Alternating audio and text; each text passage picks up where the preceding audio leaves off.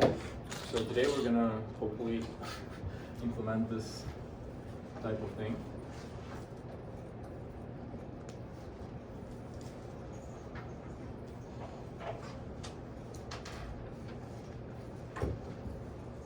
So I talked about this on when was it? Tuesday, right? Okay. So this is actually called a neuron, one neuron. So it has. So let's say we have a data set. Did anyone look at the Jupyter notebook that I uploaded? I have it open right Anyway, now. so we have a table of numbers, and it looks like this. We have so this number will be m. So the number of columns in this file. This is n. The number of rows. So the last column is called y. I'll just like introduce all the variables we'll be using from scratch. So this is n. N stands for number of training examples. So we have n rows, and each row is called a training example in our training file. So in each of the rows, so we have m numbers, and the last one is called y. So what we are doing is, so if we are this network, we are like, okay, somebody gives us this m numbers, and we're like, okay, this is 1 or 0. So because our labels, basically all the numbers are binary. It's either 0 or 1. This is like an important thing to understand, because it can be in other type of problems, and can be 5 different numbers or more. And also the output can be binary or non-binary or any other. So for now, all numbers in this part are binary, and in this column as well.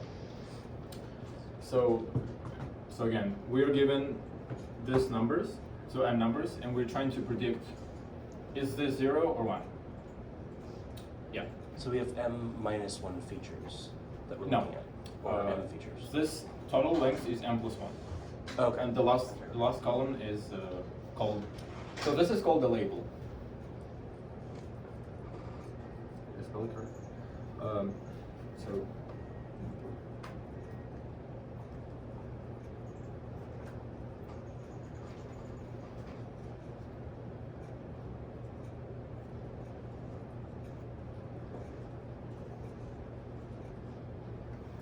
So are we okay with that? So each of the n training examples we will denote as xi. So this is a weird notation, but if we did this just like this, it will be like a power of I. But we don't want the power; we want like the number, and we will use the bottom index for a different purpose. So this basically a vector is called xi, where I is in range of 0 to n. And so we have, in each of xi, we have m elements, right? And each of these elements, so let's say the second element in the ith row would be called xi2. Let's say second element. Or third element, whatever. So the general index would be ij. So ij is one number, and xi is a vector of numbers. Are we okay with that? Any? So do you ask questions, because this is like really important to understand. Okay, so this is basically our notation. So yi is one number, the label we're trying to predict, and xij is also one number. So we have n examples, and each of these examples is assumed to be taken from like a certain pattern, basically. So we assume there is some pattern in what these examples represent. If it's not true, we're screwed. So in the data set I gave you, we have a pattern, and we're trying to predict it by analyzing all of this n samples. Okay, so now some new notation. So a sigmoid function is denoted as 1 over 1 plus e to the minus x. It is just a function that exists. And the graph looks like this. So if this is 0, this is 1. This function looks like this. So it has a horizontal asymptote of 0 and 1. And it's basically, it never goes out, like, goes out of this range from 0 to 1. So we can write it as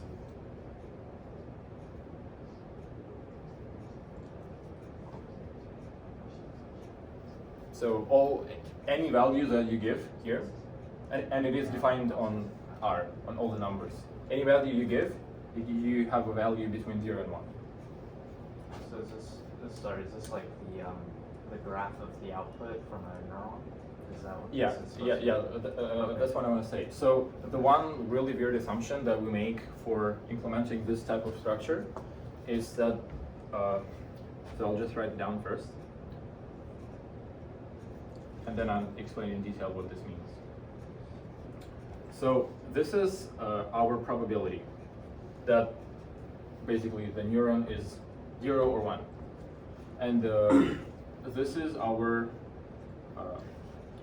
So the number of these circles is equal to m, exactly as the number of numbers the number of numbers in any of these rows. And what's happening? Imagine you take any row, and basically you plug these numbers inside of the circles. So what these arrows represent is a thing called theta. So arrow 1 is theta 1, this is theta 2, and so on to theta m. So we have m input features, so-called, and we have m parameters. So theta is parameters. So if we take all of this m data and put them into one vector, we would call it just theta without any inputs. So it'll be theta 1, theta 2, and so on. So are we okay with that? Any questions? Not really? It's just like a notation we'll be using. So what is this? This is our argument for the Sigmoid function. It's our x in this case. And what this means is, so what is this equal to? So here, theta here is this vector. For the joy thing, So an x is the vector like xi. We can basically write it as xi. So what happens is this is dot product. It means that we take theta 1, x1, plus theta 2, x2, and so on to theta m, xm. And we also add.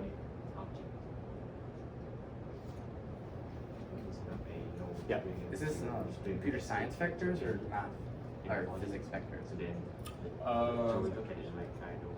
Aren't they the same?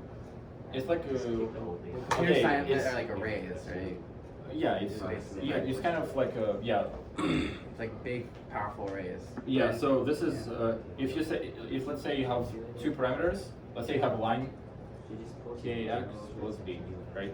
So your line is defined when you have k and b. Yeah.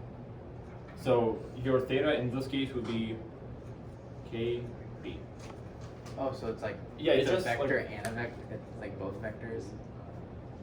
what do you mean both? Like the computer science vector, like an array of. It's Yeah. an array of. You can think of it. Yeah, vectors. you can think of it as an array.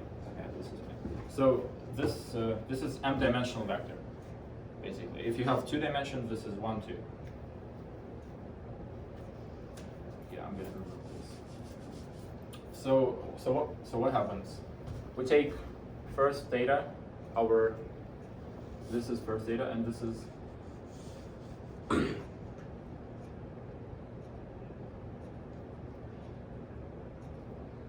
so remember, these are specific numbers. So ith row, and so first number, second number, third number, and so on to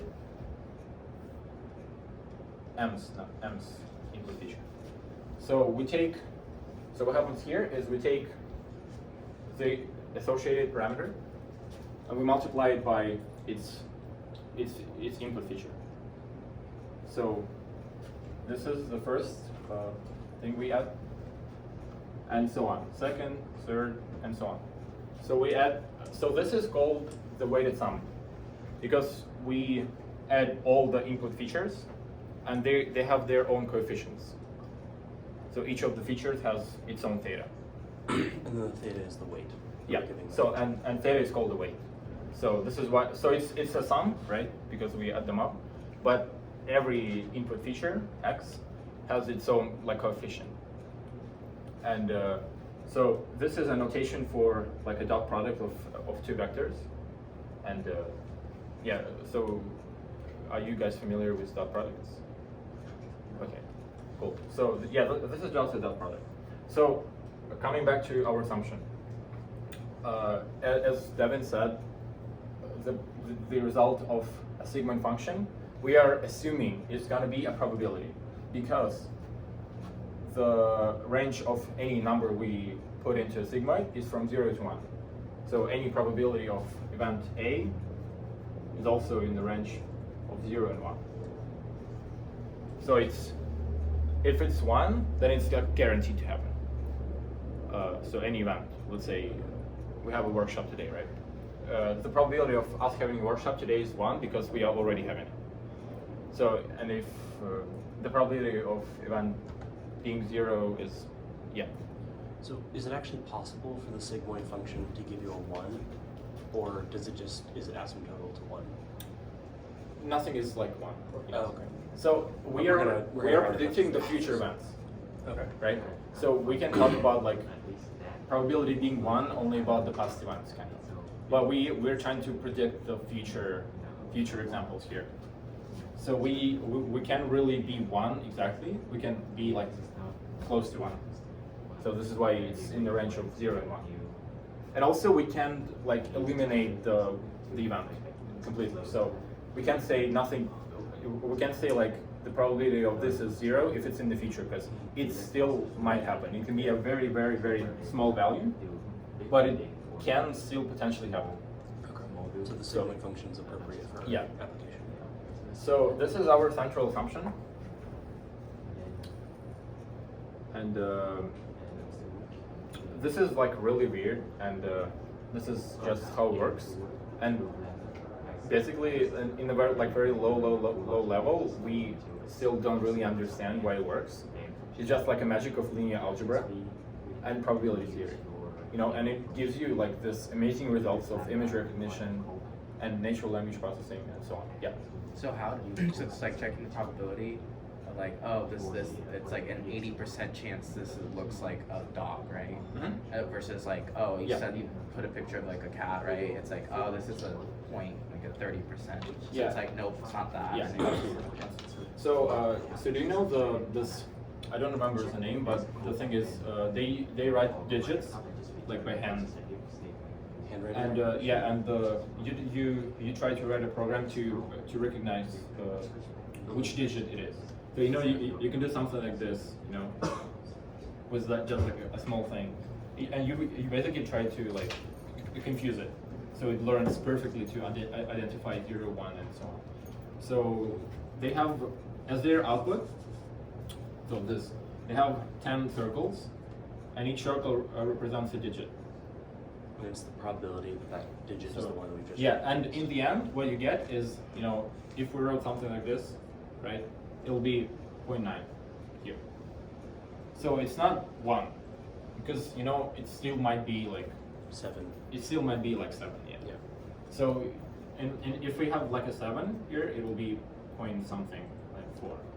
And all other things would be really like Hopefully lower, close to 0. like significantly lower. Yeah. So, I mean, in case we did a good job, it will be like this.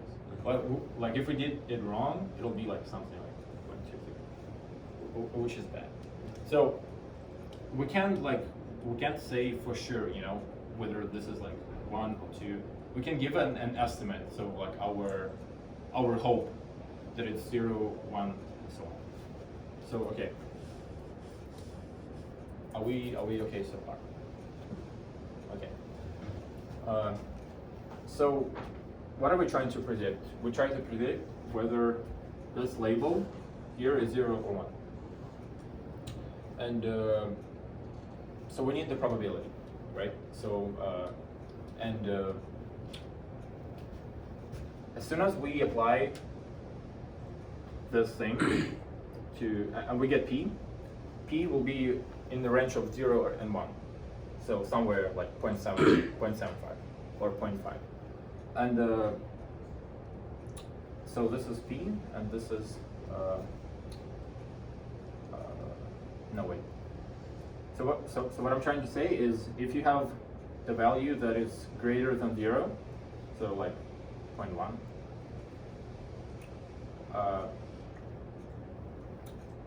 so remember, on this axis we have theta and transpose x. So this number can actually be negative, because our thetas might be negative, and you might just like multiply the positive, so 1 and 0, you multiply them by negative something, right? And you, in the end, like when you add everything up, you get a negative number. So in case this happens, so basically this gives you a negative result. We predict it to be 0. So our prediction is 0. Or if we get a positive number here, so this weighted sum, I'll just write it down.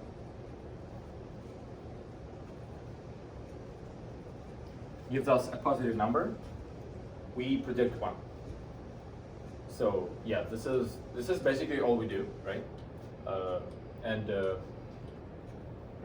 Let's say we started with, let's just make a simple small example. We have 3 numbers, and we have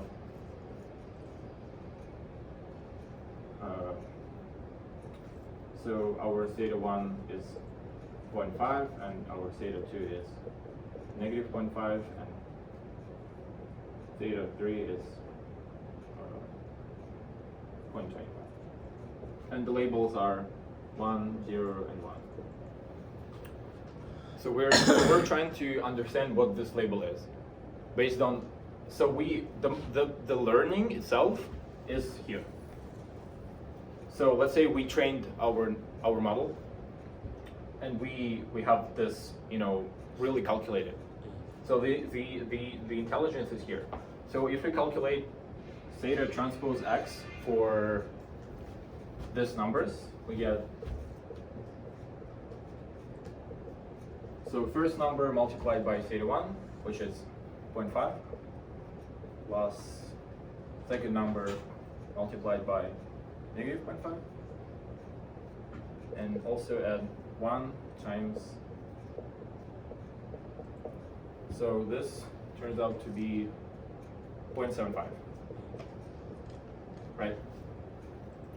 And so what this means is, on this graph, we are, like if it's 1 approximately, yeah.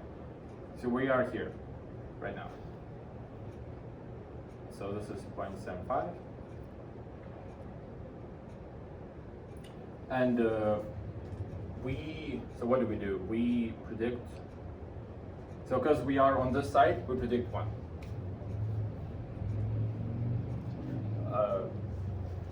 So we say it's 1. We've kind of given theta some values. Basically, I give them a random value right now. And according to our current value of theta, we predicted this to be 1. So if it's actually 1, if like the true label, which we can find here, is actually 1, then we're like, oh yeah, we're getting closer to the real thing. So we're getting better. And so these numbers came from here. Let's say if m was 3, that'll be our model. So, and then we take another row of numbers, and we also put them like in the same places here. We recalculate this again, and we also say, is it 0 or 1?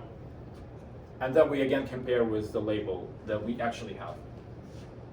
And we do this for all of our examples, yeah. I wanted to know, so like for the sigma function that we're using, if we're just like switching based off of that dot product, is that sigma function more important for like other cases where the yi could be like not just 1 or 0? Because Yeah. it seems, okay. Yeah, it's like the complexity of your things you do in terms of mathematics grows exponentially with the complexity of your problem. So if this were not binary, but like you could have the values of 0, 1, and 2, it'll be much more complicated. So I'm talking about this specific case. Yeah, but what I'm trying to ask is why do we Yeah. need to use that sigma function if we're just essentially doing kind of like a piecewise, well, if it's greater than 0, we're going to output this, and if it's less than 0, we're going to output that. Oh, yeah, we could just do this, but we are basically so you're asking, okay, this is a value, right? Yeah. And then we apply the Sigmoid function, right? Okay. Let me give you. So this is the sigmoid is actually called like an activation function, and oh wait, activation function in our case is the following. So if sigmoid of if it's bigger than, oh wait, so the thing is we are calculating the probability here, and we can't calculate the probability just based off this product, because it might be something bigger than 1 or 0. Oh, okay. See, so our theta transpose xi can be 1 million, or I don't know, any other value. Because we So could have high weights we on could several have things, and then m could flat be out. like 1 million. And imagine multiplying 1 million numbers by their weights and adding all them up.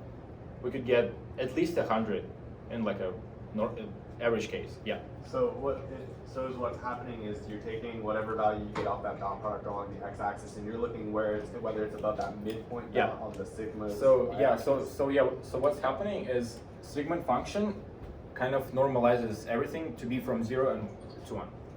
So whichever value you give, so it can be 1 trillion here, if it's a really big model, but we would still have a value between 0 and 1.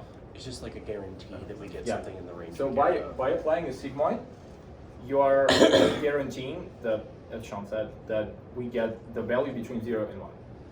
And So- we can't necessarily determine exactly what our model is going to do ahead of time. Yeah. Because we keep changing it Mhm. after every iteration. Yeah, so another thing is, so these numbers are just one training example.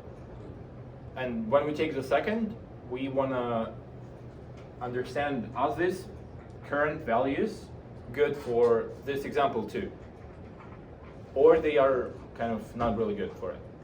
And if they are not, we adjust them. So this could like potentially become, so let's say we predicted 1 just based off these values, but it's actually 0. So we kind of like didn't guess. It's incorrect. We could change it, and I'll tell about how. We could change it to be, let's say, negative 0.5, and here we get positive 0.5. We can just change this as we need, and suddenly predict 1 or like 0 on this example, and it would suddenly become correct. So everything we are doing is we are adjusting these values to fit all of our n examples. So as soon as we give a correct guess for as much examples as we can, we are getting better. Yeah, and these parameters are universal. We adjust them by processing all of examples, and we kind of trying to average them to fit as much examples as we can. Are we clear on that? And as soon as we fit, at least 70% of examples, we are good. If we fit more, then we are even better. Yeah. So like, are you saying that in general we're given that table over there and we're trying to kind of cook the theta vector so that we get the closest thing as possible to that yi? Mhm. Okay. So yeah, so what we get as an output is, I'll draw it over here. We get, so we have this label column. Let's say it looks like 1, 0, 0, 1. And we have the values we actually predicted for each of our rows. So it's going to be, let's say, 0, 0, 0, and 1. So that's after we kind of push them to 1 or 0. Mhm. We don't leave them in the output of the Sigmoid function.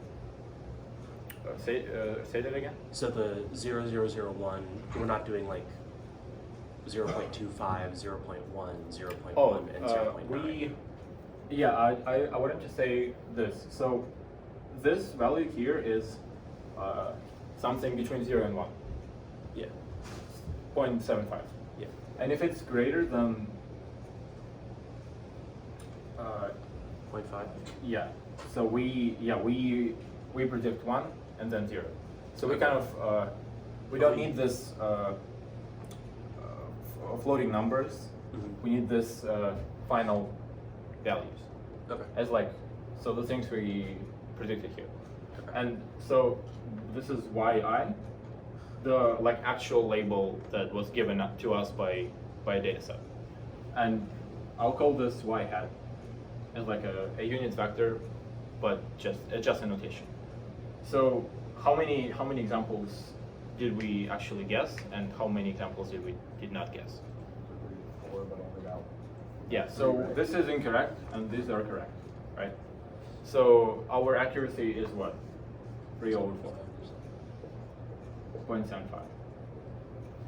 So if n was, so this is n, and it's equal to 4 in this case. If it was a billion, we would, do the same calculations. We would add up all the examples that we guessed and divide them by the total number of examples. And this will be the measure of how well we are doing, right? So so anything unclear, or I should talk again, or I just ask questions? Really do. Okay. So this is how we're gonna make it work. So this theta, as I said, this is just we create this vector at the top of our file, and it exists throughout all the program execution. And we are adjusting these values to fit as much examples as we can, right? So how is it? How do we maximize the number of examples that we guessed, right? This is our question. And I think I'm gonna erase most of it. So did anyone wanted to copy something? I'll leave this. I'll leave it under this anymore.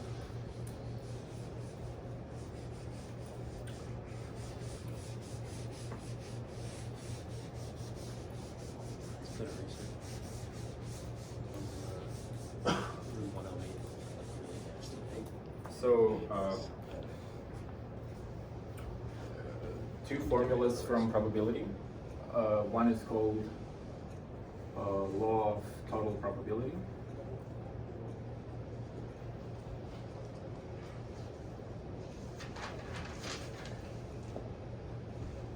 And what it's saying is, if we take, so P, capital P is probability of some event. So does anyone know what's like an event is? It's just basically anything. I throw this is an event. So we can calculate the probability of anything. Like if I throw it, what's the probability that it's gonna fall on the floor? It's like almost 1, unless somebody jumps here and catches it before it It falls. starts floating out. So yeah, so let's say we call the events the capital letters, A, B, anything. So and this symbol, so this line is represented as given. So let's say A given B. What does this mean? Hello. So let's say the event B is I throw the marker on the floor, right? So given this, what's the probability that it's falling on the floor? So we can read this. If A is marker falls on the floor, I saw that Matt had put in a request. and B is I'm throwing.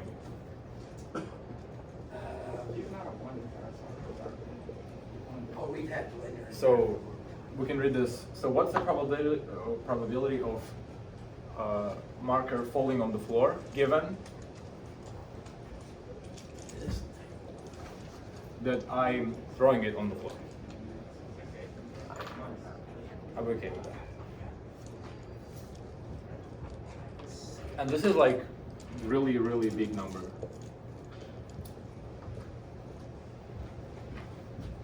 Right? And it, so as any probability, it's between 0 and 1 as well. So yeah, this is just, are we clear on this one notation? won't fly, yeah. So A given B is, if B happens, what's the probability of A happening given that B happened? So, and B are events. Any questions, like really ask? Okay, cool. I'm gonna remove this as an example, and the general law is saying that So we got Maya. this is equal to 1 minus the probability of, I don't know, I'll just use probably, Okay, I'll send a thing off to Anatoly to see, so we have absolutely no control. this over notation these probably. computers. So what it's saying is, this is an event that the Yeah, marker yeah, that's does what I'm not trying fall on the floor. So not A. If A is, Those ones. it falls, those ones fall. not A is, it doesn't fall, right? And together they're equal to 1 because it's either falls or don't fall. So no any other possibility. Only 2. And they add up to 1 because 1 is guaranteed to happen. 1 is like an absolute, probability. It's basically the total probability. So it's like the probability of some event happening is equal to 1 minus the probability of this event not happening. That's all it says. Or yeah, we can write this as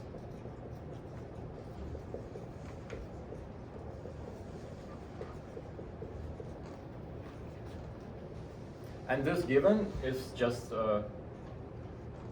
basically, if we can ignore it for now. So if this will make more sense. So probability of A plus probability of not A is equal to 1. So event either happens or not happen. If we add given B, nothing changes. So we are just in the scope of event B already happening. So if I'm already throwing the marker on the floor, it's either falling on it or not falling on it. And no any other way. So the total is 1. So this is what it says. And the definition of this term is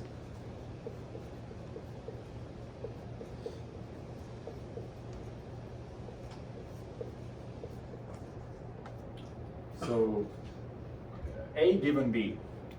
So B has already happened, and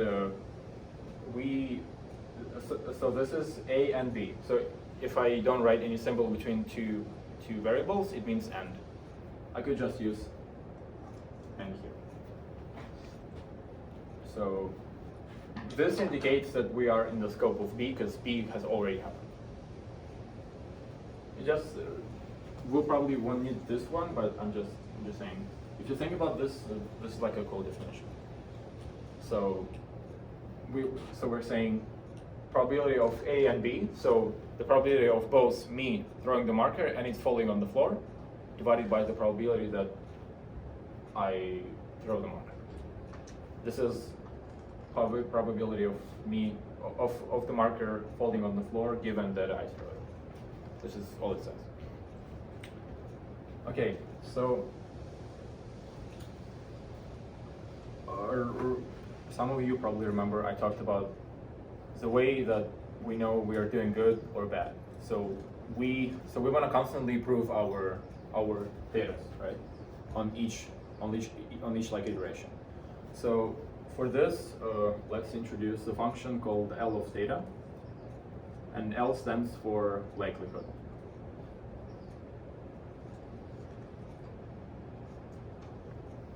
So this theta is the vector theta.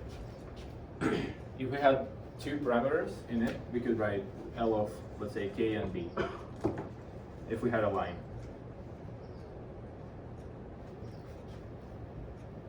So this is just a very general way, because we could have any number of thetas inside of this vector, and we would just write it as L of theta.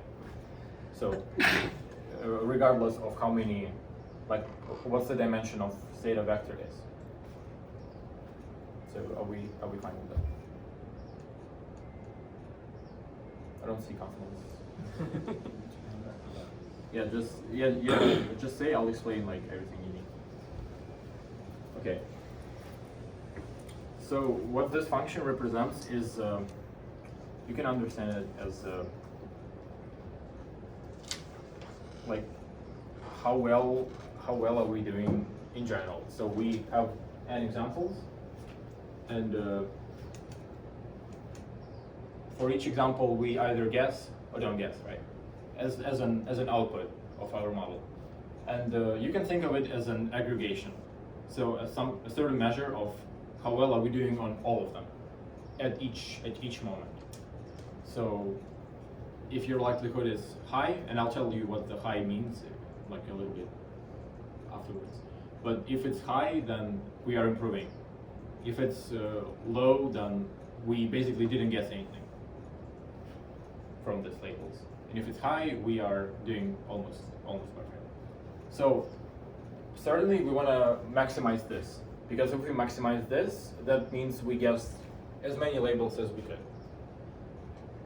So this is a function of data, right? And remember I talked about how we adjust our thetas throughout the process. So what does it take to maximize this function? To find the correct data that maximize it. So if you say, let's say, y is equal to minus x squared. So what's the max of this function? If the graph looks like this, right?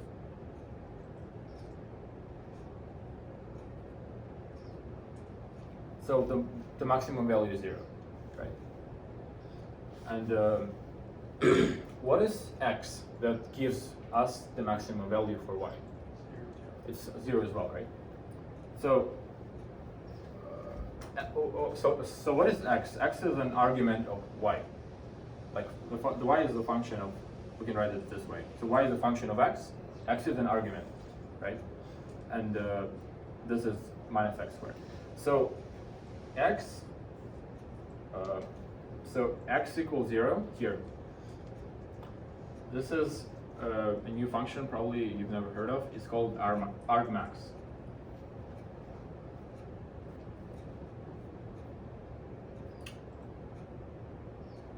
So I'll stick to this specific example. So what it's saying is we have a function y of x, it is minus x squared. We have a graph, and we know that at the point 0, so when x is 0, our y is maximum for this function. So 0 is an argument that maximizes the function y of x. And this x is like, basically they usually write it this way. So we have a function y, and it has a maximum, we know it. So what is the argument in terms of like what is the x for this y of x that maximizes the value? It's 0. So are we clear on this notation? Sure. Okay. So what are we trying to find to maximize this function? We're trying to find the thetas that maximize it, right? So our like end goal is to find the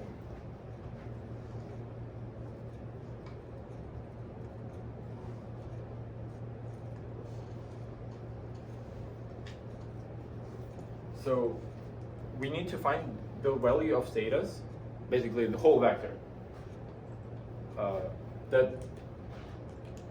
So it's the function's argument that maximizes this function. Are we okay with that? And we're gonna call this y hat. So what does hat means? It means that, so this is also a vector. And this is like specific numbers that if you plug them into this function, the function reaches its maximum. So like a small analogy. So in here, our theta is just one number. So like our parameter. But if we have some dimensional vector, we need to find specific numbers for each of these components. Let's say theta hat can be 0.5, 0.75, negative 0.5, and so on. So when we plug these values to our function, we get the maximum of this function. And so we're happy because we found the values of our parameters and we predicted as much labels as we could. If this makes sense. So this is our end goal, to find this vector. So what are these numbers? So if we can find them again, we basically solve the problem because we can't get any better. We are already at the top. So I'll remove this.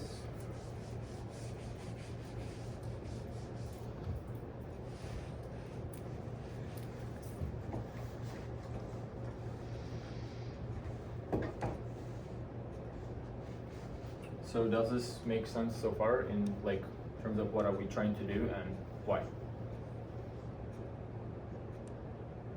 Do you have a question? I think you do.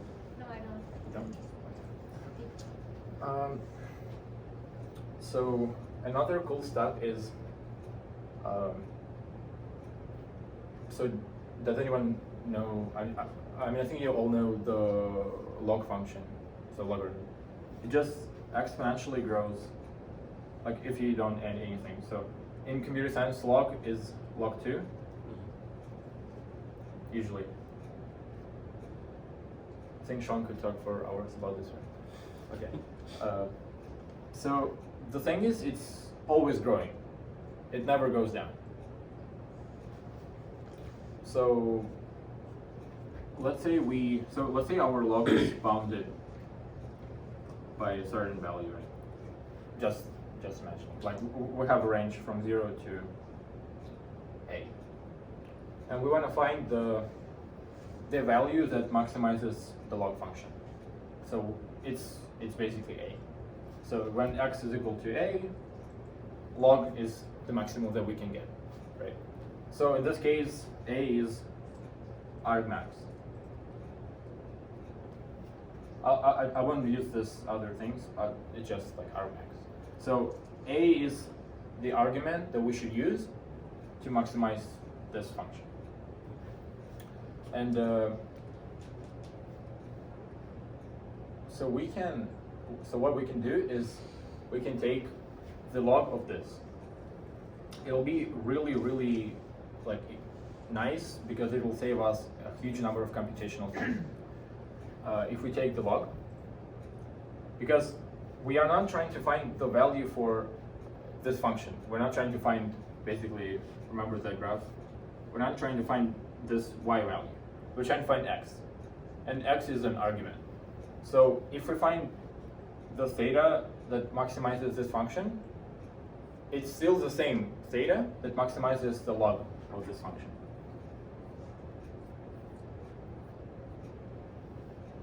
So if we take a log, our end goal doesn't change.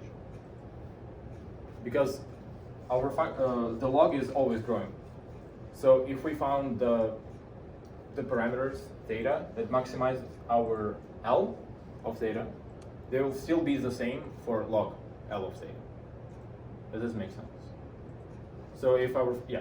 So like that, you're saying that we can use that process as well. Mhm. Like that's a different process. So I think I can give an example of this. So yeah, let's say we had this still negative x squared, and well, that's probably not a good example because it's a negative function.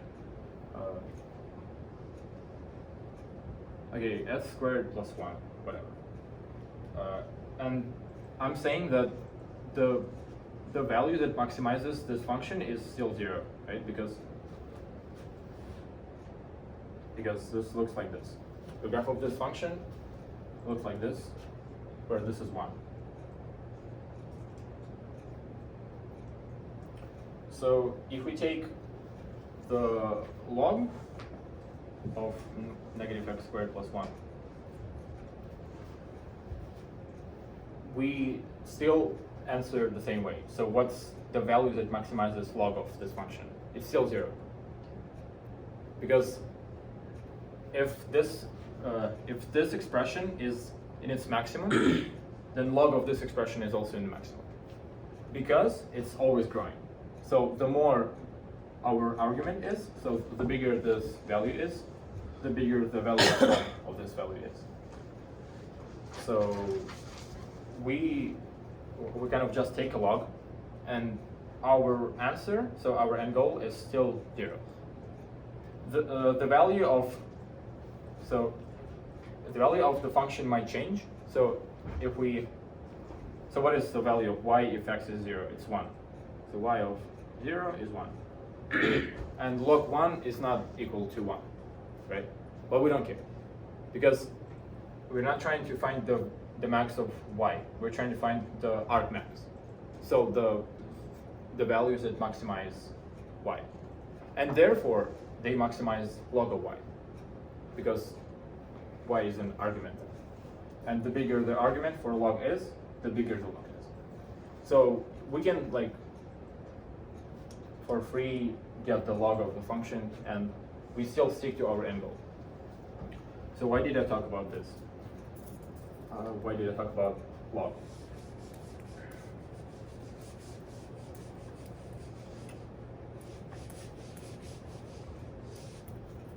So the way that, and a log of L of theta, so likelihood. It's called log likelihood, which is not really weird. And this is denoted as LL of theta. So we can talk about L of theta or about LL of theta, and it doesn't matter. But I mean, it does matter because this is really easy to calculate, whereas this is really hard. So it's just in terms of, we could stick to this, but it will be really expensive in terms of computation. Whereas this is like really easy. Yeah. So what does taking the log make it faster? Yeah. So to answer this question, I'll give you the definition of L of theta. So let's talk about this for a minute. How do we, so remember this is a measure of how well we are doing, right? And how do we like measure it at all? So now we'll be using this AND notation. So we could use many arguments in parentheses. So A and B and C and D, like all these events happening at the same time. So I'll use this notation, so P.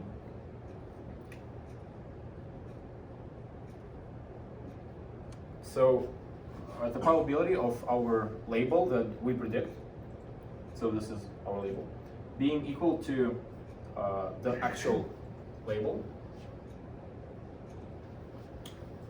given that our input features are equal to the input features that are given.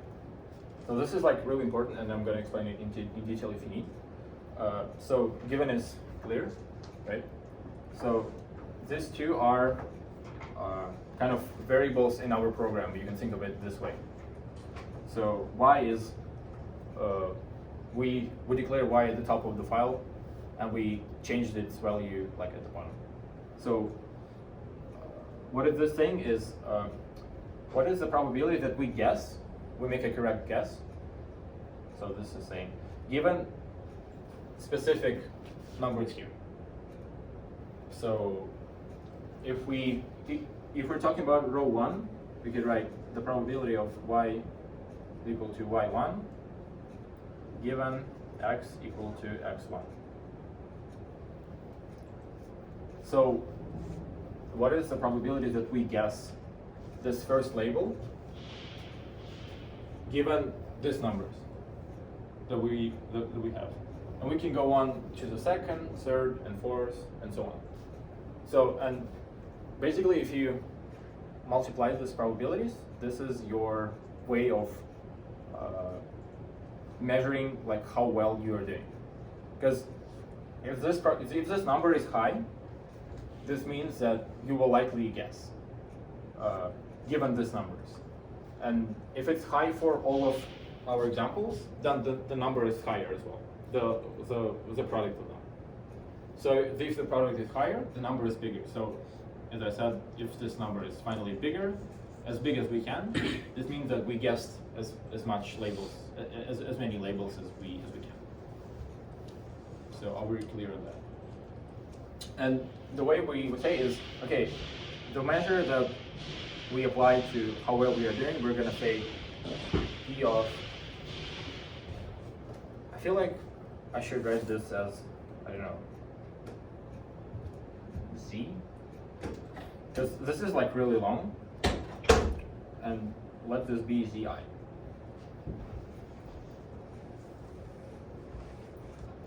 So Zi is the probability that we guess an example given input feature, and the aggregate likelihood is I'll do like a pseudo notation, but it's gonna be probably clear. Z1 and Z2 and so on. Z n. So what is the probability that we guess this example and all of other examples we have?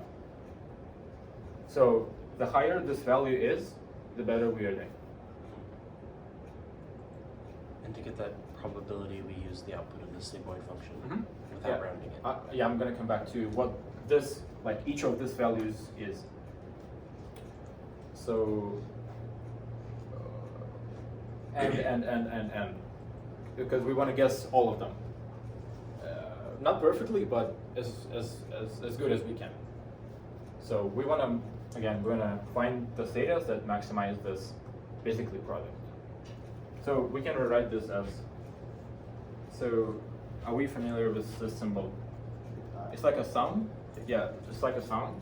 Correlation. So this is the sum of some things that are here. This is the product. So we multiply instead of adding. And here we have n because we have n examples. So this is equivalent to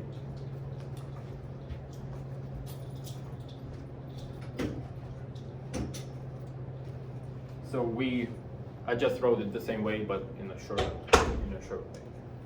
So we multiply all of our probabilities, and this is this is written in terms of z. So zi is this value, and I'm going to come back to it. So we can write this as function.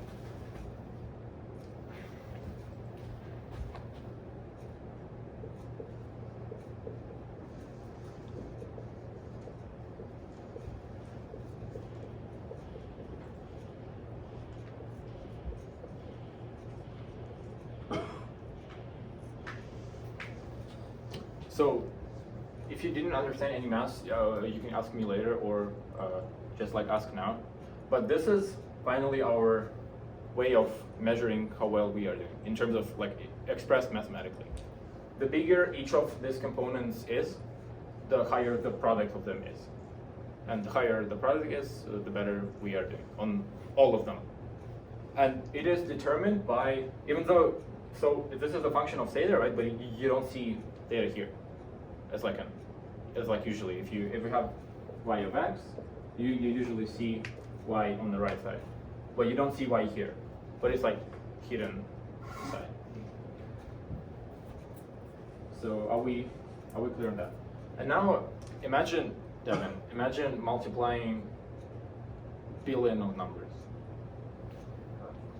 So why do we need log? Because the log of, let's say, AB, where AB is anything, is equal to log A plus log B. So see how we switched from product to adding. So addition is much more cheap. Also, if we understand that this can be like a big or a small value.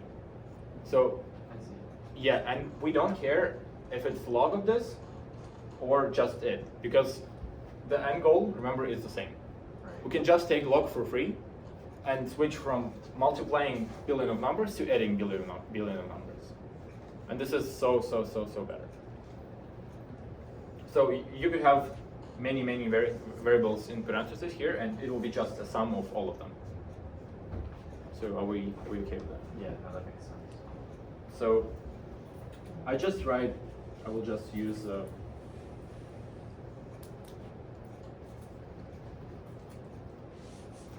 so log likelihood. And we forget about the product because now we have a sum.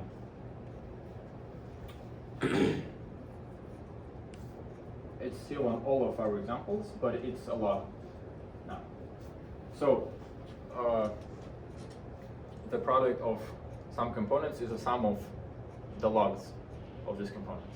Because we can apply a log for free and the answer would still be the same.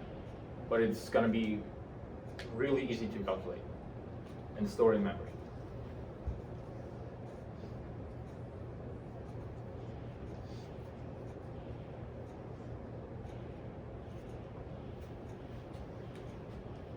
So any questions, or why do we need log? How did we go from here to here?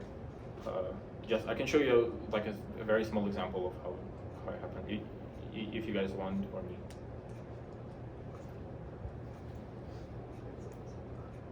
It does?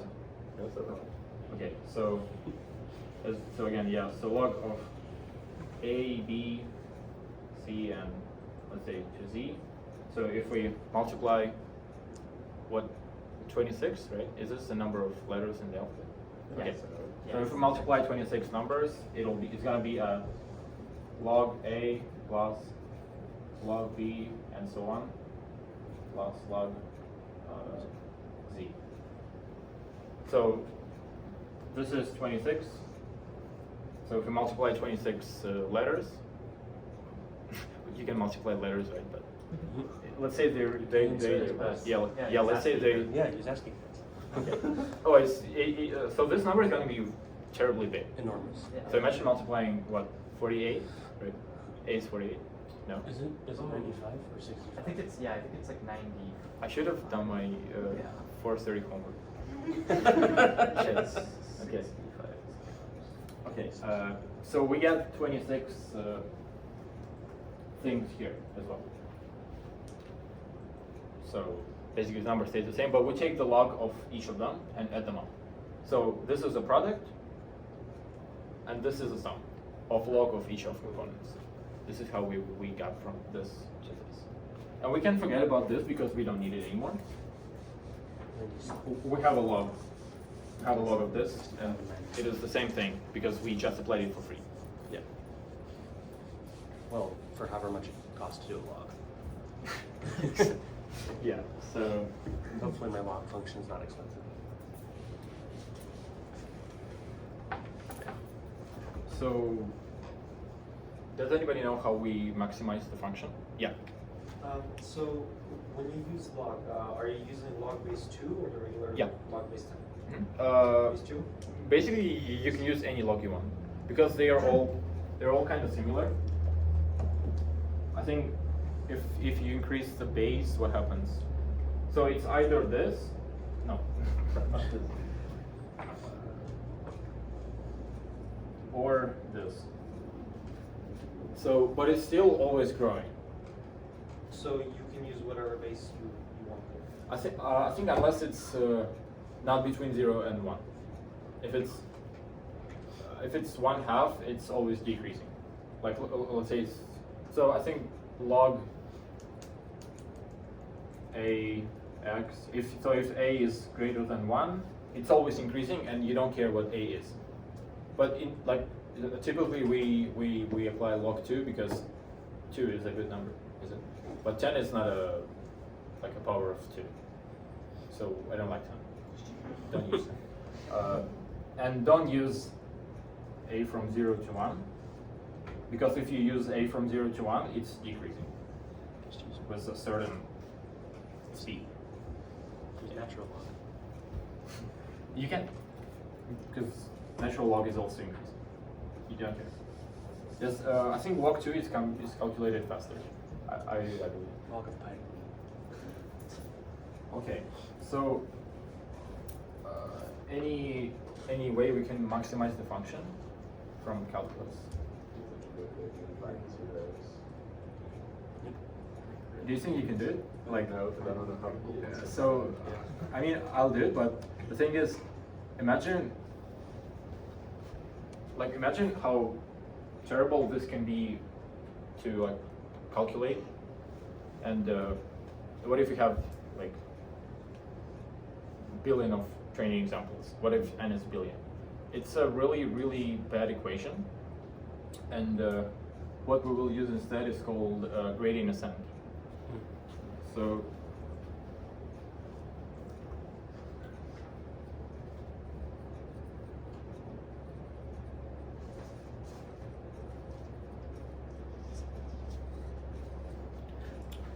this is, I think this comes from optimization, like a part of math, which is made to basically find the maximum and minimum. So what this does is it makes small steps towards the maximum. So let's say we have, I think I'll remove all. Let's say we have same function minus x squared plus 10, whatever. And the graph looks like this. This is 10. Right? So what if I randomly take you and throw you here? And this is like your like mountain. So what are you gonna do to go to the top of Everest? You're gonna take a small step here. Right? Go home. Or if you give up, you basically go home. Yeah. Yeah, but you don't want to give up, right? So if you make small steps towards this, you're gonna be right here, like pretty much so. So this is the idea. You walk towards the uphill. So So one assumption that we make here is that the function has a maximum, because if it's always growing, you're basically never gonna reach it, right? So if it's log, don't use gradient descent. Yeah. What if you have like two mountains? Then with this method, you're gonna stuck on the one that is closer to you. Okay. So yeah, if you have two mountains or like a camel, right? But a bad camel. So if you are thrown here by chance, so the problem is you don't know how it looks like. Yeah. So I'm giving you this graph, but in reality you have no idea of like how You this can only looks see where you're standing. like. Yeah. So this is why this method is good, because it's always getting closer to a local maximum. So if you were thrown here and you're lucky, you're gonna find this global point. So you can't get any better. But if you found this point, you're also going to stop. And like if you want to know about how to get from here to here, this is like another like a completely different story. Sure. So now we're assuming that we don't have this second mountain, and we are just here, and we're making small steps or big steps. So what happens if we take like a really big step? We're gonna go like right here, right? You overshoot it, Yeah, I missed it. so go home. No, so it's The gonna. direction of uphill has changed. Yeah, so our uphill changed. Yeah. Our uphill is now here. So we're gonna do a step as well, but we're gonna do a smaller step to reach it, or a number of steps. It just makes sense. So we're just like think of it as like really walking towards the top of the mountain. Yeah. How, like, is the maximum no? No. Like, how do we No. know Yeah, that this it's is not going yeah, this is the fast thing. or- So how do we know where to go, right? This is the question. So if we stand at a point, what do we do next, right? So yeah, so we take a derivative, right? So let's just do it. So y prime is equal to what? Negative 2x, right? And if we stand on a point, what is, I don't know, minus something. What is the zeros of this one? Okay, let it be square root of 10. So if you plug, so are we clear how I found this? It's like a null function. If you plug this here, it's going to be a positive value. So it's going to be y prime of what? Is equal to 2 square root of 10. So the slope we have to go is positive. So we basically go this way. And we know like how steep it is because this is the tangent line, remember? It's a derivative. So we take derivative on each of our steps. Yeah.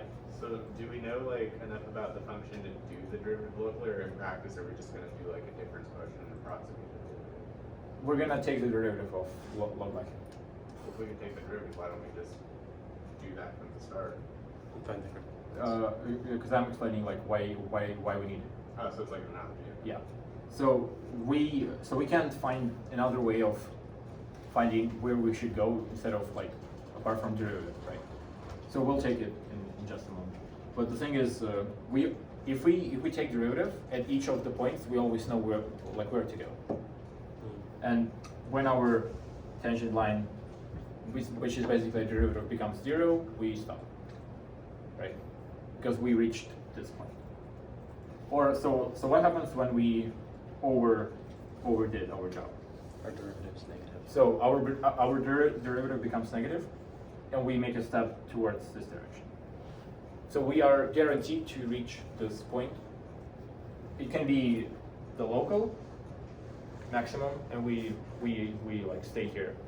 It's still, in general, it's like proven that this is not bad. This value works pretty good in applicable application. Right?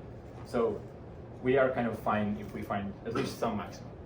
It can be global or not global. So it's a really hard so if you want to find out if there is like bigger maximum, you have to spend all of this computation to go from here to here. And it's really expensive. It's a really heavy computation. Yeah, this is why this mainframe exists. Yeah. So we don't want to do it, and we will. So we are guaranteed to stick on the global maximum. I mean local maximum. Right? So the one left thing is to take a derivative and apply. So also, what is the size of a step we're making? So how do we know the size of a step we're making? So there is this thing called, how do you say it? It's a Greek letter. Eta. So something like this. Is that eta?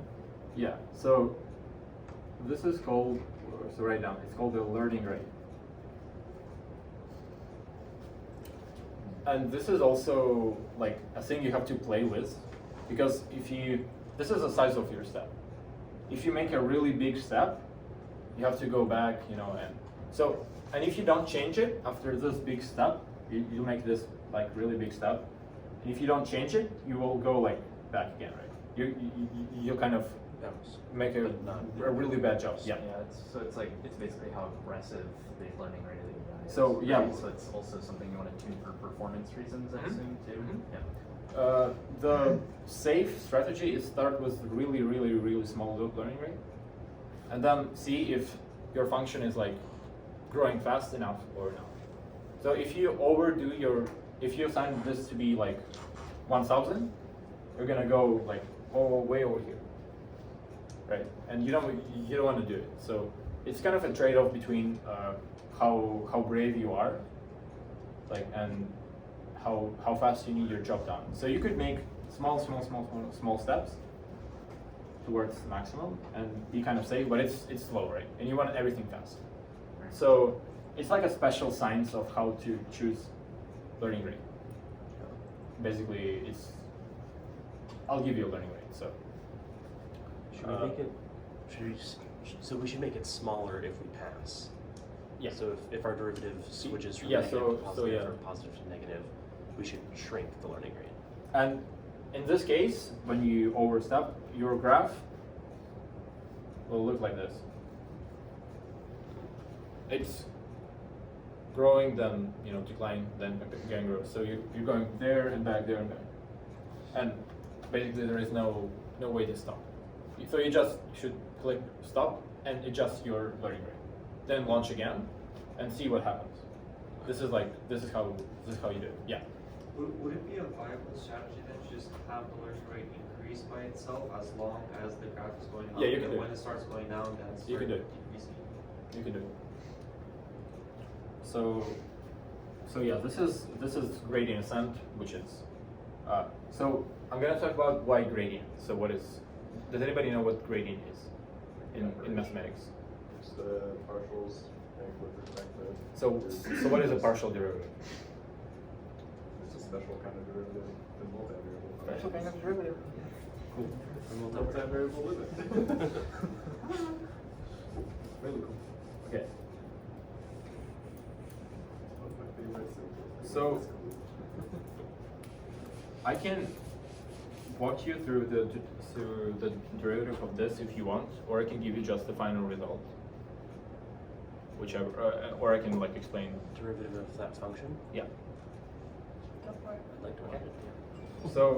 So are we clear on this? How this thing works, like in terms of like how we think about it? Yeah. So the only thing left is to find the way. So where do we go? The angle of like our step, right? And we are assuming you have the learning rate and it's correct, and you're fine.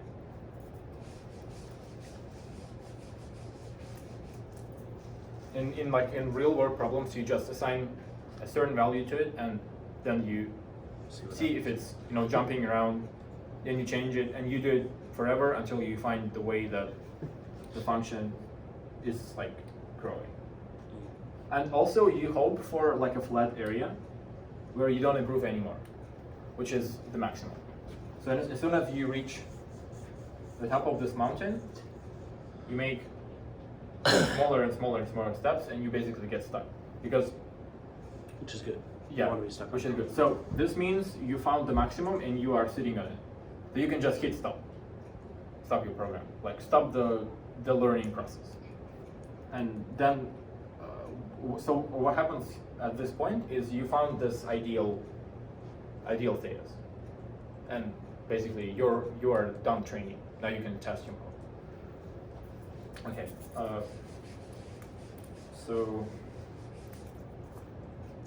So why gradient? Gradient is denoted by this symbol, which is really cool. There's like a newsletter, AI newsletter with interesting articles called Gradient, and they have this on their logo, which is cool.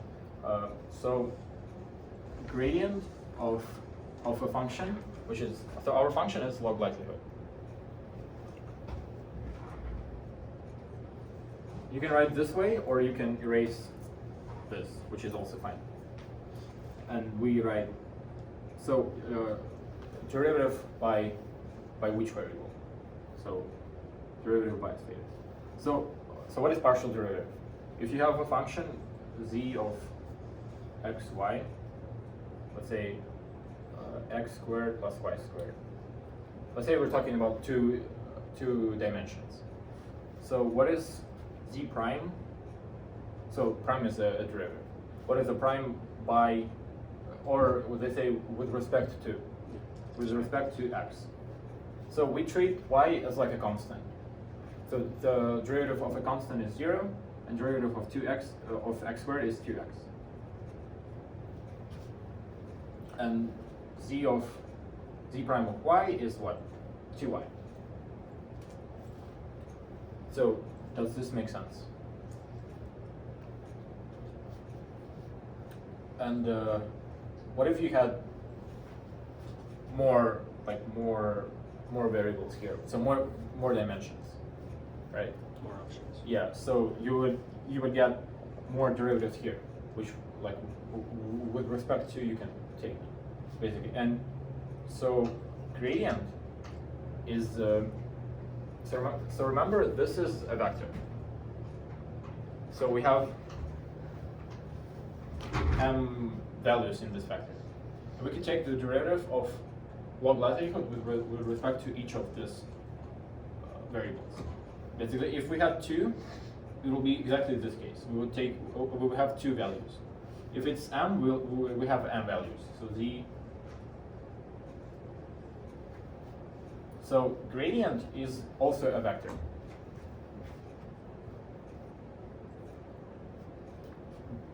The size of this vector is also m, because we have m parameters. So does this make sense so far? So, and we take, so the symbol for, another notation for this, so you like identify, I take the derivative with respect to this and this, right? It's this nice symbol, I think it's delta, right?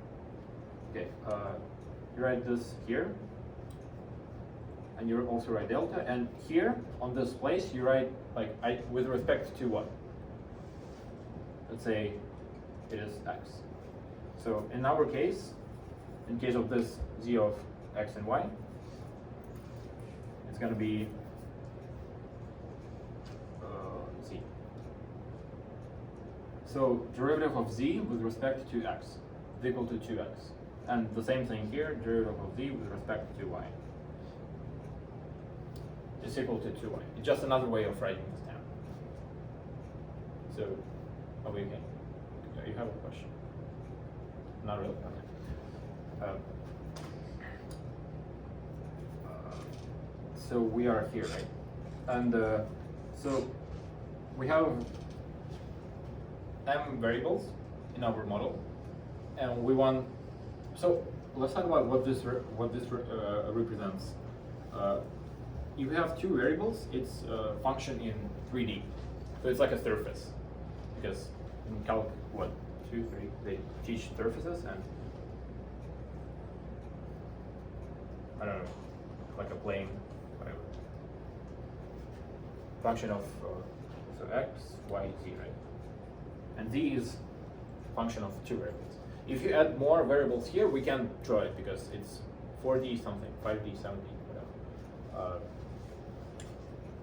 So here we have m dimensional space. So I can't draw it for sure. Well, like if I could, it would be nice, but I can't. They can draw this 4D like cubes somehow. I don't know how, but They draw the projection of them through 3D space. I don't know how. Yeah, if you tell me how, it'll be cool. But I can draw at least 4D. So I'm not going to talk about MD, where M can be 1 million. So the problem is that it's unimaginable, but we can still reach the maximum of this MD surface. So this is like cool, right? Because we can imagine this, but we can still reach the maximum point and get the values for all our parameters. So when we have, so let's write the gradient for this function. The gradient for z with xy. I'll just write, so we can write 2x, 2y. So gradient is a vector, and gradient includes the partial derivatives with respect to all the variables. So we have m variables, we're going to have m components. If m is 2, it's basically this case. So think of this function as just one of this type of functions, and we take partials. A partial is just a derivative with respect to certain. So when I say with respect, we treat all other values of variables as like constants. We don't care what these values are. We just care about this something linked to specific variable. So are we okay? Sure. Okay. And we calculate all of them and put into one vector, and we call it gradient. So what this means is, if I have a surface, right, like a plane, and it has like a mountain here, and I want to climb towards this mountain in 3D. I know I'm bad at drawing these things, but let's say it has like a mountain here. So you have to make steps in x direction somewhere and in y direction, right? So this gives you the direction where you have to go. So if we are here, we have to go here by x and there by y, right? So this gives us the way that we know like where to go next. And if it's m-dimensional, some quadrat surface, I don't know, we understand like where we go in each of these dimensions. So if it's 3, it's kind of like going here by x. We can draw it this way, like we'll make a step here, and in y we make a step here. So like the total step is the sum of these vectors, which is towards this mountain. So if we calculate this on each of our like training examples, we know where to go next. And if we suddenly jumped here, our gradient changes to like from positive to negative, and we go the other way until it's all like 0. If it's all close to 0, if the gradient in all dimensions, in 2 or 3 or m, it's all the components are 0, basically we are on the maximum. Yeah, and so what is the gradient of log likelihood? We have m parameters, the vector theta, and basically this is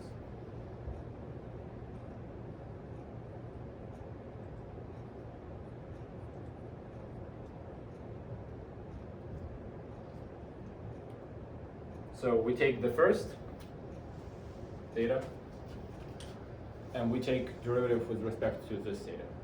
So all our other thetas are treated as constants, so their derivative is 0. We don't care. And then we take the second one and also take derivative with respect to this one, and we now treat this as a constant, as if we were like taking derivative by x and y, where x is here constant, y is a constant. So, and we're gonna do this process m times because we have m status. And as soon as we have that, we know the direction of like where we should go in each of dimensions, basically. And we can make a step. So here, and we are closer to the maximum in each of the dimensions. So here we have, what, 3 dimensions, and make a step in 2. So the size of our step is the learning rate. Remember this later. Yeah, it's here. So we could do this big step or this small step, and so on. So this is direction of where we should go, and this is the amount, like how big our step is in this direction. So how is it possible that like when we get to the maximum we start making smaller steps? If this stays the same, right? This is like we send this once and never change it, basically. If this is a good rate. Remember, this is the derivative, and as soon as we get closer to maximum, the derivative becomes more flat.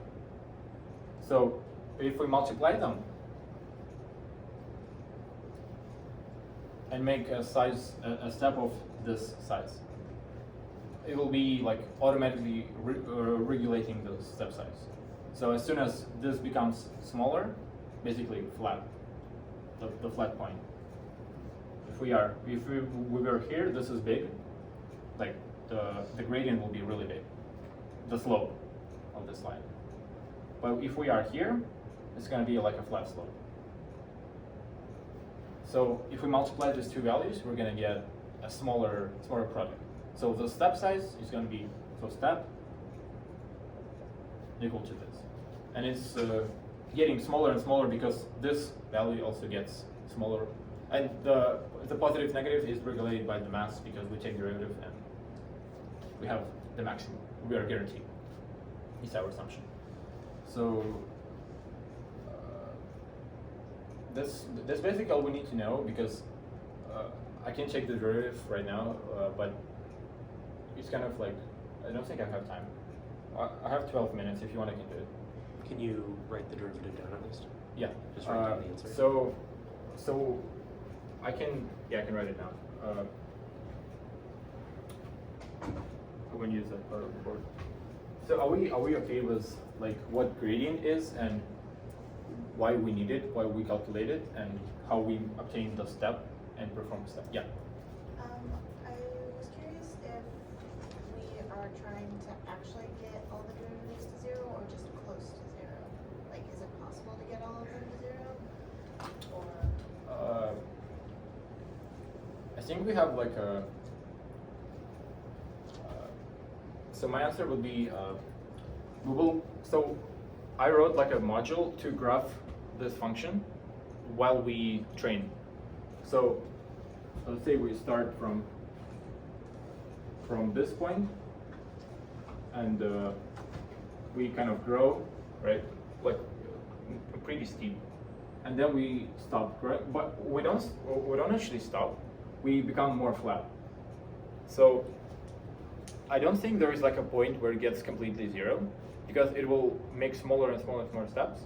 But as soon as you are happy with like how flat this thing is, it will be, growing not as fast as here, but it still be growing a little bit. So it's be still improving.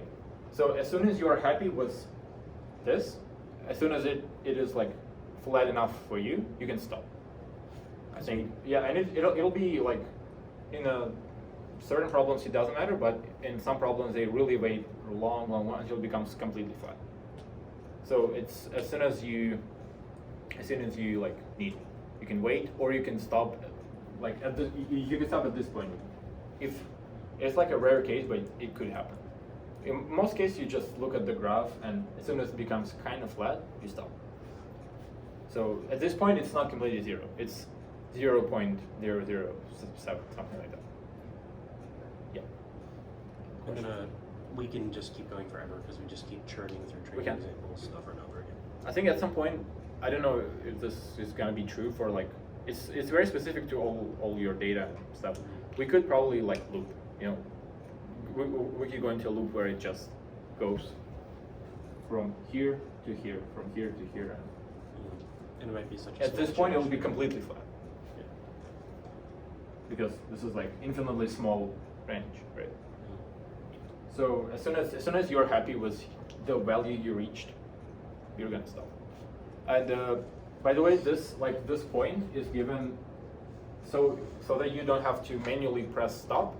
We assign the parameter called n times.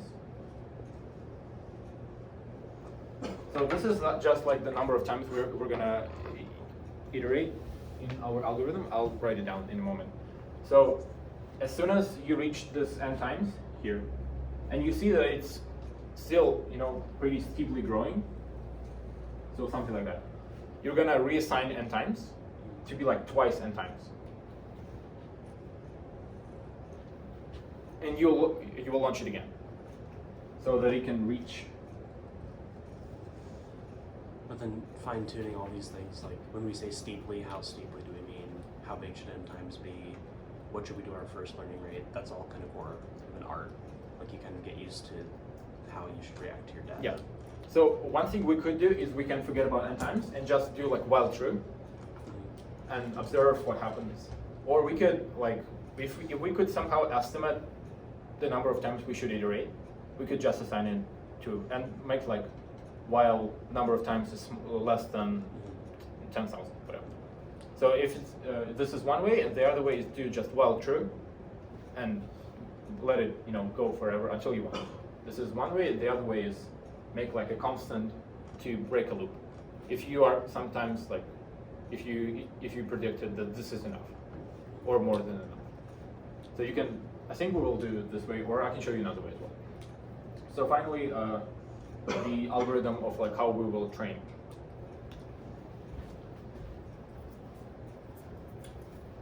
So you won't need to write this code because I'll just give you this code. It's fun to look at the function. It's like doing like a space flight. You know.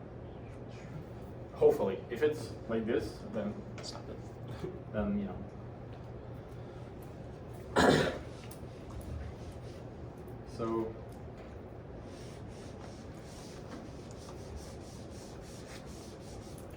So we're gonna start with, so we need to start with some values for data.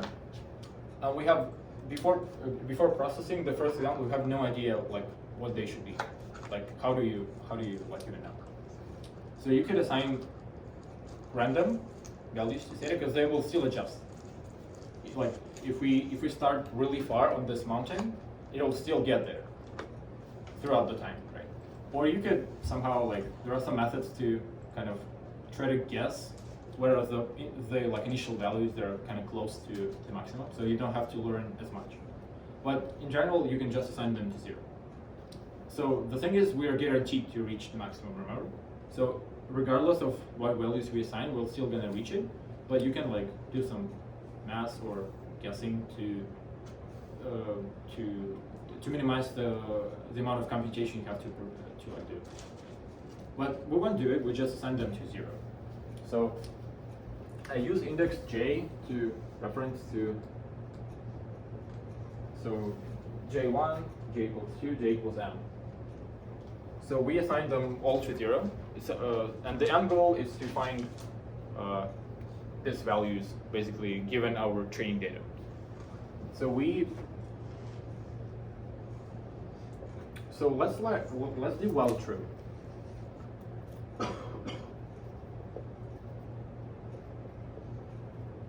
And this loop will not have any exit because the exit is you clicking a button to stop. Or if you want to do an exit, you should try it like n times. So while the number of, so I let's say it's going to be I. The other way to write it is, or I in n times. It's actually in range in Python, but we don't care. So we perform the loop n times, so 10,000 times. So we stop at this point. And if we see that we need more times, we change this and run again. so that it becomes really flat. It's like playing with a program, with an experiment. But this playing is usually very expensive. They give you a lot of money for doing this. So we want to process all our examples one by one. So this is the body of that loop. So k is 0, 1, n. So first example, second example, third example, and so on. And remember, we do the thing I will write in just a second for n times. So it's really a huge amount of computation, and if your computer is gonna burn, so what? So for k in n, so what do we do? So our x, so this x is so let's say at the top we have. You'll see how we implement this in the code, but let's say we have xi ready. So no, let's do it the other way. So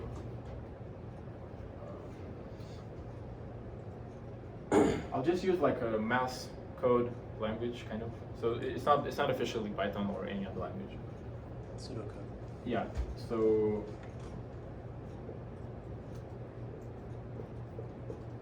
features is this part of table.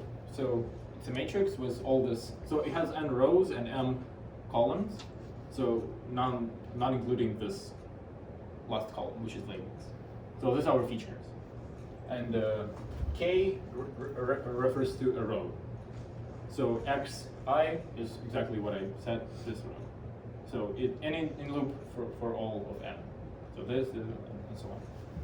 So what do we want to do? So yi is labels, also k. So labels is 1D, like labels is this column. It has a size of n and 1. So labels k is a certain number, like a corresponding number for xi. So we have this row of input features and this label. So this is the one number, and xi is a vector. So what do we want to do? We have this data. So we want to calculate, remember, theta transpose x. So we take the first x, multiplied by theta 1, second x in a certain row, multiplied by theta 2, and so on until we reach the last. So I'll just write it. So z is, and I'll show you how to perform this in code. We'll use loops first, and then we will modify it with matrices, so it becomes like 10 times faster, and the graphing is also more smooth. So let's say we calculated that. So, or even better, we can do the p. So basically, I'm just applying all the mass that I had. I had theta sigmoid of theta transpose x as z, and we get p. So what do we want to do? So if our p is greater than 0.5, what do we assign?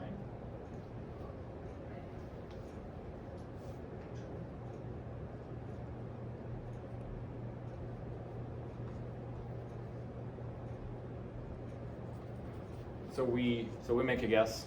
So y-hat is like our best label we can assign it at this point. So it's either 0 or 1. And here we use first we use zeros because we don't know which parameters we should use. We just assign them zeros, and they are getting adjusted in this loop like constantly. And you will get another value for z with the same x. You will get another value for z when you adjust your thetas inside of this loop. So we make this guess, and then So we will need the derivative. I need to pull this out, and I don't remember exactly what this is, but okay. So the formula for this is it dead? It probably is. I have it in code.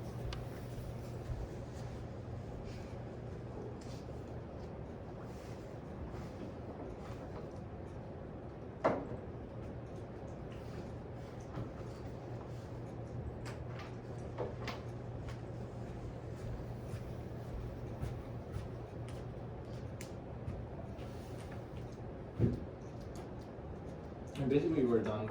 We just have to write like one expression.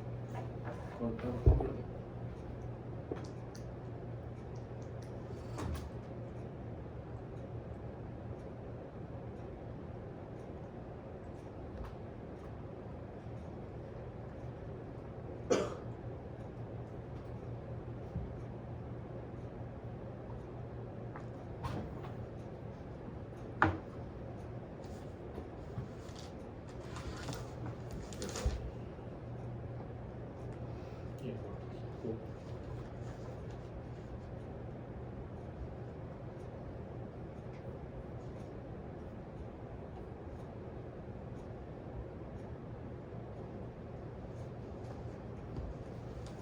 So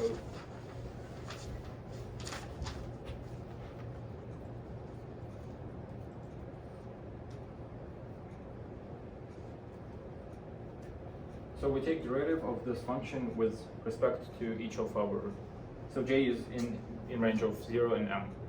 So how many dimensions we have? It can be 2 or whatever. So it's SIC, it's equal to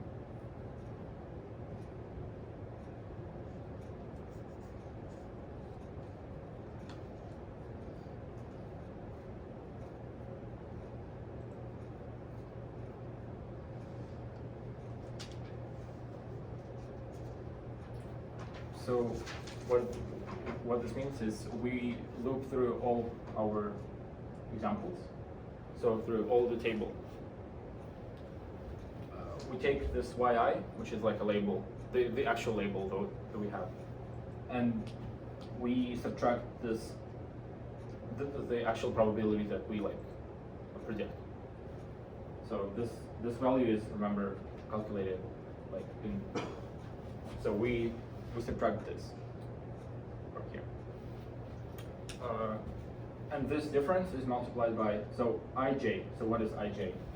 I is the number of like the training example that we have. So we loop through all of them, and j is which column it is. So ij is like one number specific. So you have to. So to calculate the derivatives for j's parameter, you have to loop through all your examples. And if you have 5 parameters, it's 5 million loops, at least. So yeah, you can write this down. So are we clear on like xi? So this is a vector, and this is one number.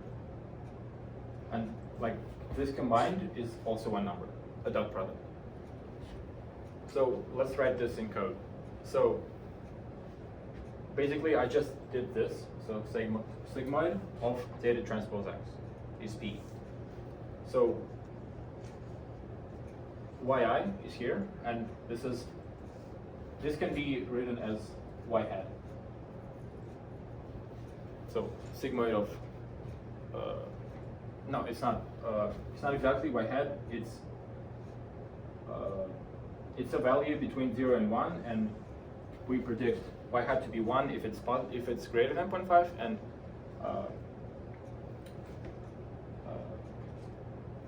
yeah, and 0 if it's less than 0.5. So we subtract those. So yi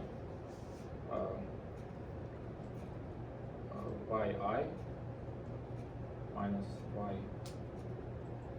minus p times x I, which is the vector here, and we index. So wait, I'll just write it so it's more clear.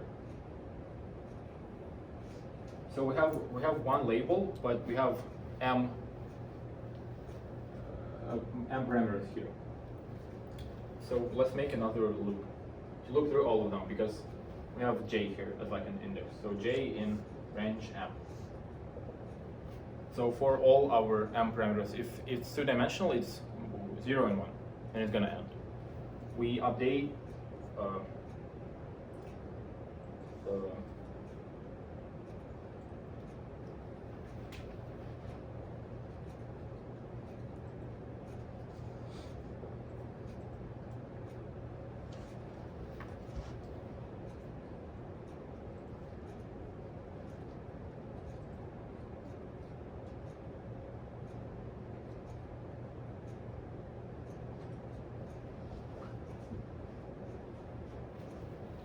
so gradient j. So gradient here is a vector. So this vector, and it has m. It's m dimensional. We update each of the gradient components. So each of our variables, it's going to be like gradient 0, gradient 1 if it's two-dimensional. With this expression, which is basically the derivative. And so this expression is here, and we'll look through all of our examples. So this is indicated here.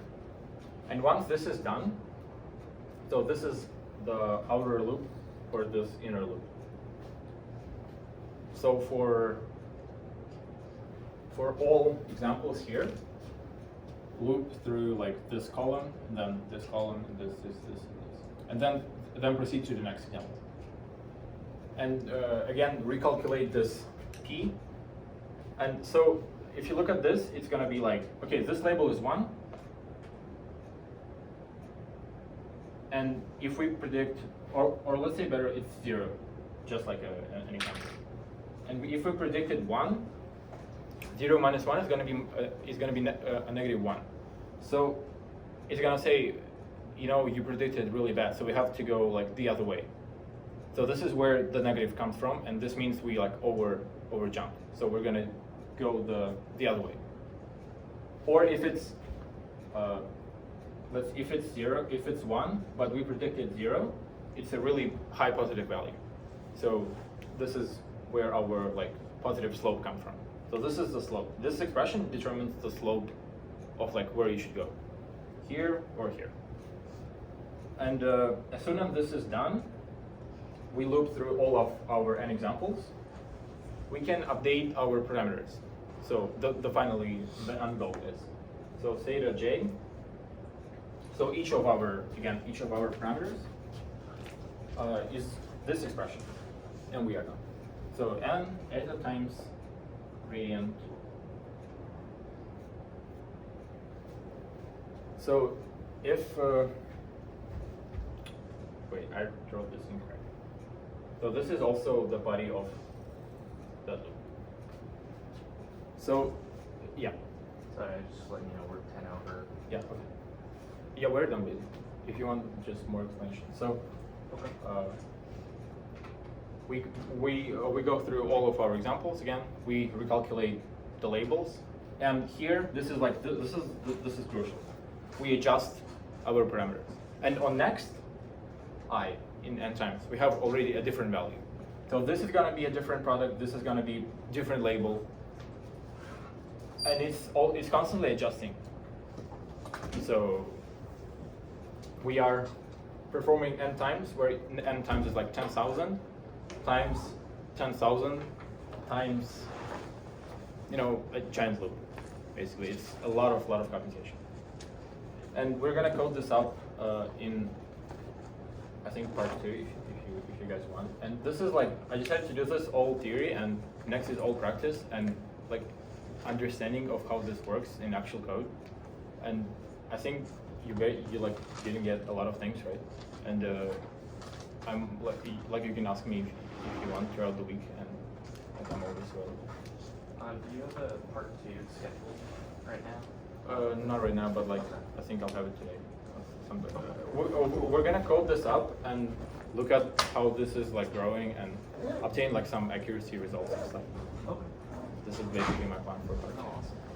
And by the end of part two, you're gonna have like a working machine learning model. That's it.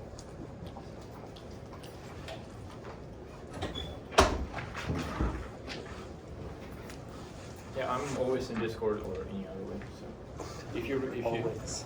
yeah, if you I'm sure we'll have a lot of questions when we go to. yeah, I think you'll get a lot of questions. Yeah, because and I'm fine with that because I think it's really worth understanding because it's really like it's really popular today and if you understand this high level of math, you're basically smart and you can get probably a job. Yeah. I was curious. I really wanted you to understand it, so I tried my best to explain. And sorry if something was not clear, or like I can re-explain again if you guys need. Still take It's a lot of n-dimensional computation. You know, climbing mountains, and it's all hard, but It's like loops and loops. And yeah, loops. if you look through it again, Loops upon loops. if you look through it again, I guess, and ask questions. I think it's really worth worth your time and worth asking questions. So. What do you use for the what library are you gonna use for the like examples? Like when we do the hands-on. I don't use any libraries except for NumPy, and Oh, so you actually implemented all this yourself? Well, that's awesome. yeah, and that's why I'm explaining you like this thing because this is all done, but you can just write 2 lines. So tensorflow dot something, and you're done. But do you really understand what's happening? So basically, this is what's usually happening. And I really encourage you to look through it. And I think it's like terribly hard now, and a lot of things to go over. But like you have me, and please ask. And sorry if something is unclear. I tried my best. That's actually Well, really awesome. good. Yeah, you did good. Thank you. The part 2 is gonna be like really easy because we're just gonna be coding and having fun with examples. When is part 2? Next Friday. Yeah, so it's not gonna be hard at all because we have this, and we're just gonna code this up and we're gonna install components and play with graph. I think I can launch it. You can see how this all works. I have a quick question. Cool. Yeah. Like, Yeah, you're gonna go though, but. Yeah. maybe this will like overcomplicate things, but then Yeah.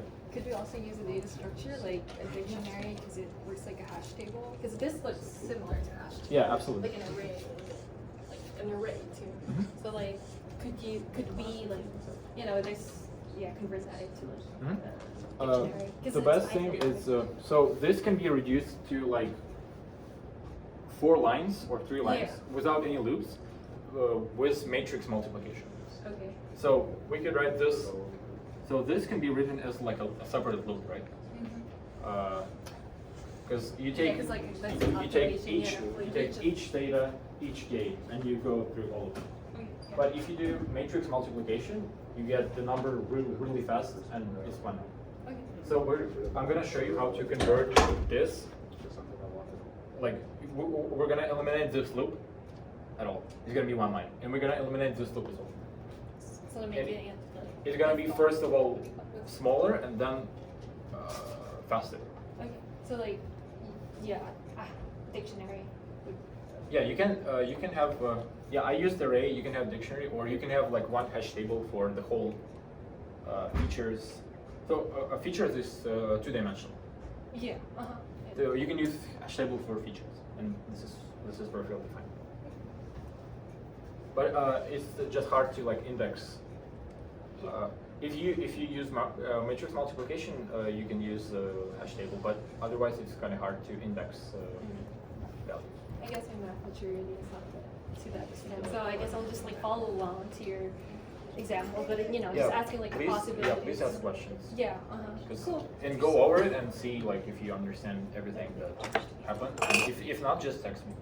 Yeah, but then like my math maturity is not yet at that point, so I feel like Yeah. I can't like like figure out everything going on. Yeah, but then like I in a can- general sense, I can explain. So like I could explain the partial derivative and I could not explain the partial derivative, right? But Yeah. I can explain like everything that happens here to a certain level of depth you need. Okay. So just ask. Yeah, Because I think it's really worth like it's worth it to like get deep into it. Thank you. Because you're gonna advance your brain. Yeah, you did such an awesome job. I was curious, so you skipped the derivation of the partial of this, right? Yeah, I can do it. No, I was just gonna see if you had like a source for looking at that just kind of. And I can publish the this. rest of it, I'll do like. Oh, you can. You know what? You can try it and then let me know what you think. Well, I was just gonna look it up because I'm not gonna be able to do it off the top of my head, mainly because there's like a billion I can different fix it. definitions that are. Okay. That's why I'm asking Yeah. for like a reference. How about? Yeah, I'll give you a reference. Pretty much, but not right now. But I think. Let me know somewhere. What? You can text me in some messenger. Oh, yeah, like like a Discord or reminder. something? Yeah. Okay. Anyway, It's pretty interesting. I mean, got pretty straightforward. it's really hard because it's getting towards n-dimensional, and basically, if we had like a one data set for everything, it would be cool. The amount of dimensions you problem, you just do more iteration. Yeah. More sequence, more sequence. The problem is if we want to solve this equal to 0, it's really hard. Yeah. Like, See, like, I was kind of thinking that we were dealing with like a known continuous function when we were talking about it, and then I was gonna say there's always like, you know, if you don't know your function but you can draw it, you can always approximate a derivative with a difference quotient. I'm gonna go